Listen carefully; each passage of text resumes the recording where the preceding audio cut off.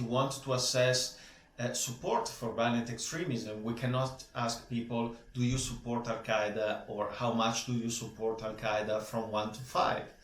Because of course you can upset people, or there is a lot at stake, and so people will not be truthful in answering your questions.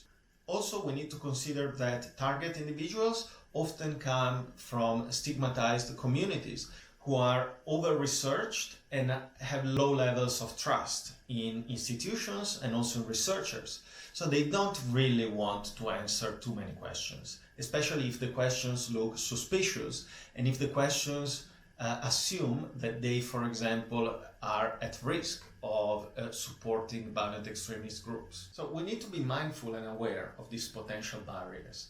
The first issue that we can address is bias in research design and data collection. Bias is a systematic distortion of results because of the way in which we collect data and the way in which we think about data collection. For example, sample bias is one of the most common forms of bias in evaluation research. So let's say we want to address young people in a certain area of Melbourne with a communication campaign to decrease their support for far-right extremist groups. How do we find a sample of young people from that specific area who are the target of our communication campaign? Well, first of all, we can think of going to sport clubs where young people in that area go. Is that a good way of recruiting participants? Well, maybe, but not the only way, because let's remember that playing sport means that people are socially connected most of the times.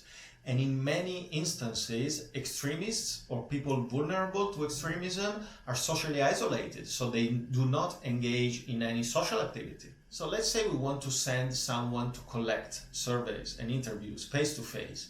Who do we choose? Do we choose someone from an ethnic background, someone with an accent? Where is the accent from?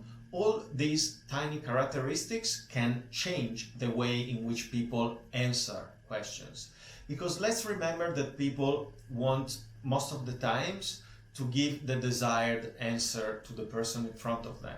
So if they understand that something is more desirable as an answer, they will go for that. So selecting the interviewer is very important because in many instances, data collection can be affected by so-called interviewer bias. Previous research has showed that, for example, collecting data using different interviewers from different ethnic backgrounds, different skin colors, affected significantly the responses among certain groups. So if we want to collect data from a certain ethnic or religious group, it's much better to choose an interviewer who comes from the same ethnic and religious background. So let's remember that participants often want to provide answers that please the interviewer and keep them out of trouble. So there are instruments, some specific questions that we can include in all evaluation questionnaires to screen participants and detect participants who display a very high willingness to please the interviewer. And so we can remove them from the analysis or even control in the statistical analysis for these specific characteristics, which is called social desirability bias. Finally, let's remember that we can think creatively about data and not just collecting interviews. We can also collect data online, for example. So online, there are broadly two types of data that we can think about collecting in evaluations. One is custom-made data. So, for example, data created for the purpose of the evaluation. It can be questionnaires, it can be diaries, it can be things that we ask people to do online to track or measure their behavior and their attitudes.